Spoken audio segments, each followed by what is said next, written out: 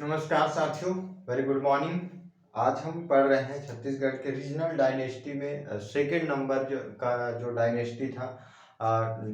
Second number का जो राजवंश था, सरबपुरी राजवंश के बारे में आज हम पढ़ रहे हैं, जिसका जो शासनकाल लगभग माना जाता है 5वीं से 6वीं शताब्दी।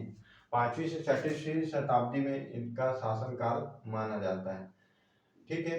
तो सरबपुरी राजवंश के बारे में सबसे पहली जानकारी जो गुप्त राजवंश था, गुप्ता डायनेस्टी था। गुप्ता डायनेस्टी के जो भानुगुप्त के एरन अभिलेख से पता चलता है कि सरबराज नामक एक व्यक्ति, जिसका शासनकाल महानदी के नॉर्थ में, महानदी के उत्तर में शासनकाल था, ऐसा भानुगुप्त के एरन अभिलेख से पता चलता है।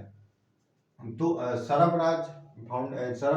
सरबपुरी राजवंश का जो सबसे पहला संस्थापक और सबसे पहला जो राजा था, सरबराज था। ये जो है वकाटक जो राजवंश डायनेस्टी था, वो जो महाराष्ट्र रीजन में जो रूल करती थी, वकाटक राजवंश, उसके सामंत था ये सरबराज जो है। और सरबपुरी राजवंश का जो है संस्थापक, फाउंडर था। और इसका सिक्का, इसने जो सिक्का जारी किया वो संस्कृत में जारी किया सरबराज ने। भानुगुप्त के एरन अभिलेख से सरबराज के बारे में जानकारी मिलती है। इसने अपने नाम का सिक्का जारी किया, संस्कृत भाषा में लिखी हुई सिक्का जारी की, वकाटक का सामान था। ये जो है सरबराज के बारे में जानकारी मिलती है। नरेंद्र, उसके बाद जो शासक हुआ उसका बेटा हुआ नरेंद्र। नरेंद्र के मुद्रा में गजाभिषिक्त लक्ष्मी, इससे पता चलता है कि जो है ये जो है वैष्णव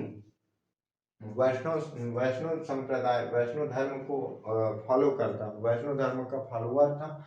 और साथ ही साथ पीपरदुला का जो अभिलेख है, इसका पीपरदुला का अभिलेख और पीपरदुला और कुरुद में जो इसके अभिलेख ताम्रपत्र मिले हैं, उसमें 3 वर्ष में, पीपरदुला में जो ताम्रपत्र मिले हैं 3 वर्ष अपने शासनकाल के 3 वर्ष के बाद, और कुरुद में जो ताम्रपत्र मिले हैं उसमें जो है 24 वर्ष के बाद का शासनकाल के बारे में जानकारी मिलती है। यानी कि लगभग ये लॉन्ग टाइम शासन किया है, ऐसा जो है माना जाता है। 24 साल, अपने शासन के 24 साल बाद जो है ताम्रपत्र जारी किया। साथ ही साथ पीपरदुला ताम्रपत्र में जो है अपने जो राजगद्दी पर बैठा, उसके 3 साल बाद जो है पीपरदुला का ताम्रपत्र जारी किया। और वे जो है अपनी बहन लोकप्रकाशा, उसकी बहन लोकप्रकाशा का विवाह जो पांडु वंश के इंद्रबल से किया। इंद्रबल ही वह शासक होगा, वह सेनापति होगा, जो कि इस वंश को अंतिम रूप से समाप्त करेगा और अपना रूल करना स्टार्ट करेगा। तो इंद्रबल के साथ उसकी बहन लोकप्रकाशा का विवाह हुआ था। नरेंद्र की बहन का नाम था लोकप्रकाशा। इसका विवाह जो है इंद्रबल पांडु वंश के से हुआ था। इसने जो है, इसके ताम्रपत्र से मिलता है कि स्कंद, विजय स्कंदवाद कुरुद और खड़क धारा जीतु भवय, इसके ताम्रपत्र से जो मिलता है जानकारी, विजय स्कंदवाद कुरुद ऐसा शब्द मिलता है। इसके अनुसार जो है सैन्य अभियान के द्वारा जीतता था और वहां से जो है ताम्रपत्र जारी करता था। ऐसा जो है विजय स्कंदवाद कुरुद ताम्रपत्र से जारी जानकारी मिलती है कि ऐसा शब्द का अर्थ है कि जिस क्षेत्र को जीतता था सैन्य अभियान के द्वारा, वहां से जो है वहां से ताम्रपत्र जारी करता था। खड़क धारा जीतू भवे, कि तलवार के नोक के सहारे जो है जीत हासिल करना, इस शब्द का अर्थ है खड़क धारा जीतू भुवे। जो है इस ताम्रपत्र में जो शब्द उल्लिखित है उसका अर्थ है कि तलवार के दम पर जीत हासिल करना। उसके बाद नरेंद्र के बाद शासक नेक्स्ट होते हैं महेंद्रदित्य, क्रमादित्य। सबसे महत्वपूर्ण शासक जो होते हैं, इसके बारे में हमें जानकारी भी मिलती है। प्रसन्न मात्र या प्रसन्न द्वितीय जिसको कहते हैं, प्रसन्न द्वितीय के बारे में जानकारी मिलती है कि इसने जो है प्रसन्नपुर को अपनी राजधानी कैपिटल बनाया। सरबराज ने अपने जो कैपिटल था, अपने कैपिटल इसने सरबपुर को बनाया था, जबकि प्रसन्न मात्र या प्रसन्न द्वितीय ने जो है अपनी कैपिटल जो है प्रसन्न मात्र को बनाया था। इसके जो सोने के सिक्के इसने जो जारी किए उसमें गरुड़, शंख, चक्र युक्त जो एक गोल्ड कॉइन जारी किए थे। गोल्ड कॉइन जारी किया था प्रसन्न द्वितीय ने। गरुड़, जिसमें उस सोने के सिक्के में गरुड़ थे, चक्र थे, शंख और चक्र युक्त था। गरुड़, शंख, चक्र युक्त गोल्ड कॉइन इसने जारी किया था। और इसने स्थापत्य में सबसे बहुत महत्वपूर्ण काम इसने ये किया था कि पातालेश्वर मंदिर, पातालेश्वर महादेव मंदिर बनवाया था मल्हार में। डिंडिनेश्वरी देवी जी का मंदिर बनवाया था मल्हार में। पातालेश्वर महादेव मंदिर, डिंडिनेश्वरी महादेव मंदिर, देवरानी जेठानी मंदिर ताला गांव में, जबकि चतुर्भुजी विष्णु मंदिर मल्हार में। तो प्रसन्न मात्र के द्वारा स्थापत्य के रूप में सबसे महत्वपूर्ण काम जो है पातालेश्वर महादेव मंदिर, डिंडिनेश्वरी महादेव मंदिर, डिंडिनेश्वरी देवी का मंदिर और देवरानी जेठानी मंदिर, और साथ ही साथ जो है चतुर्भुज विष्णु मंदिर का निर्माण जो है प्रसन्न द्वितीय प्रसन्न मात्र के द्वारा कराया गया। तो इतनी जानकारी प्रसन्न मात्र के से मिलती है, उनके स्थापत्य से जानकारी मिलती है, उनके गोल्ड, उनके द्वारा जारी किए गए सिक्कों से जानकारी मिलती है कि उन्होंने अपने सिक्के पर गरुड़, शंख, चक्र नामक एक उन चित्र युक्त जो है गोल्ड कॉइन जारी किया था। उन्होंने अपनी राजधानी, अपनी कैपिटल प्रसन्नपुर को बनाया था। उसके बाद जो शासक हुए प्रसन्न मात्र के बाद जयराज या मनमात्र, इनके द्वारा मनमात्र को माना जाता है कि इन्होंने दुर्ग नामक स्थान की स्थापना की थी। ऐसा जो है मानना जो है, ऐसा मानना लोचन प्रसाद पांडे जी का मानना है। लेकिन जो है हीरालाल राय बहादुर हीरालाल के का मानना है कि दुर्ग जो वर्तमान दुर्ग है उसकी स्थापना जो है शिवदुर्ग नामक शासन ने करी थी। ऐसा जो है प्रसन्न मात्र, जयराज या मन मात्र के बारे में जानकारी मिलती है। और सेकंड, उसके बाद जो शासक होते हैं प्रसन्न मात्र जो मन मात्र के बाद, वे होते हैं सुदेवराज। हाँ, इनको बारे में जयराज या मन मात्र के बारे में जानकारी मिलती है कि इनके द्वारा जो है ब्राह्मणों को भूमि दान देने की प्रथा शुरुआत की गई थी। और इन्होंने जो है विष्णु स्वामी को ब्राह्मण दान दिया था, विष्णु स्वामी नामक व्यक्ति को। तो ये चीजें जय मात्र या मन मात्र के बारे में। उसके बाद जो सुदेवराज होते हैं, सुदेवराज ने इंद्रबल को सर्वाधिकारकर्ता के रूप में चुनित किया था।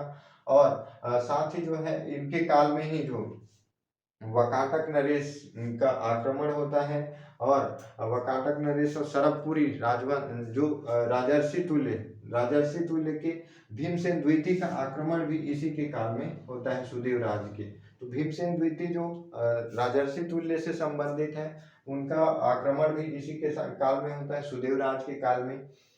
उसके बाद जो है व्याघ्रराज, प्रवरराज उसका भाई होता है, प्रवरराज उसको हेल्प करता है काफी युद्ध में। तो ये था ये जयराज के बारे में वंशक्रम इनका।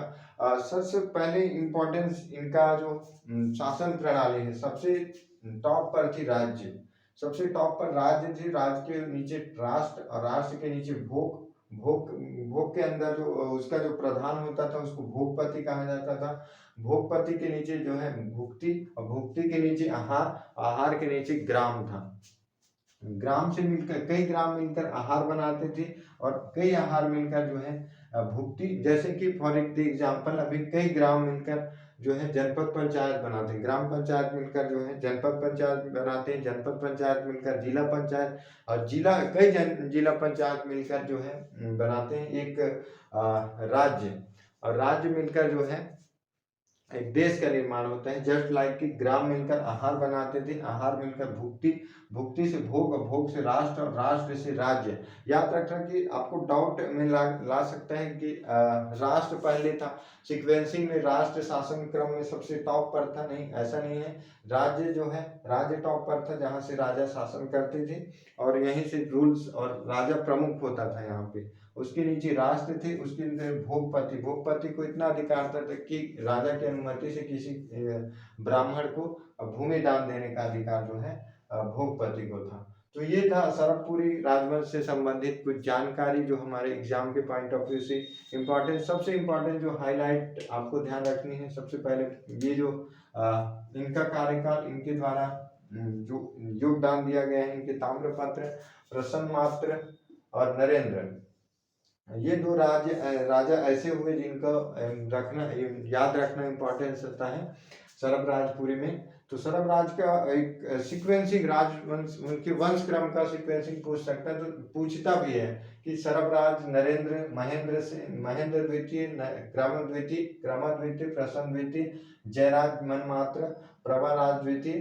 तो सबसे पहले टॉप पर सबसे पहले जो संस्थापक पूछा जाता है कि सरबराज थे।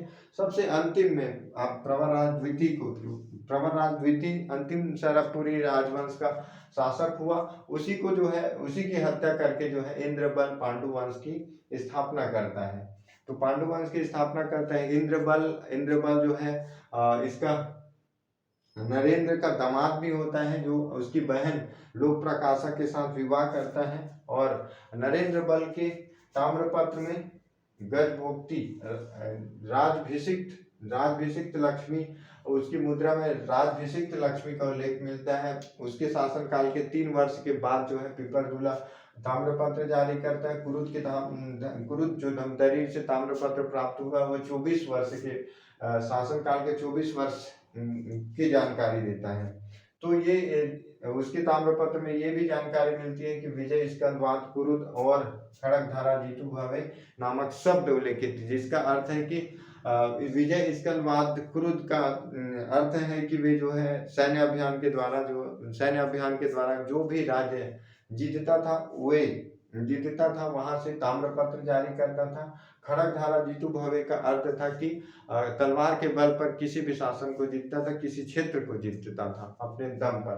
तो ये था सरबपुरी राजवंश से संबंधित कुछ जानकारी। आई होप कि आपको पसंद आएगा तो लाइक करिएगा, कमेंट में बताइएगा क्या कमी है, कैसे सुधारा जा सके, कितना यूजफुल है आपके लिए, आपके एग्जाम के पर्सपेक्टिव से। हमने उन सारे टॉपिक को हाईलाइट किया है जो हमारे एग्जाम में अक्सर पूछे जाते हैं, चाहे आप CGPSC दें, व्यापम दें। तो CGPSC के लिए स्पेशल टारगेटिंग है कि बहुत कम दिन बचे हैं, लगभग 70 दिन बचे हैं। तो आप भी आई होप कि सभी ताबड़तोड़ तैयारी कर रहे होंगे, तो उसमें थोड़ा सा मदद हो जाएगा आपके लिए। तो वीडियो में अंत तक बने रहने के लिए आप सभी का बहुत बहुत धन्यवाद। मिलते हैं नेक्स्ट वीडियो में।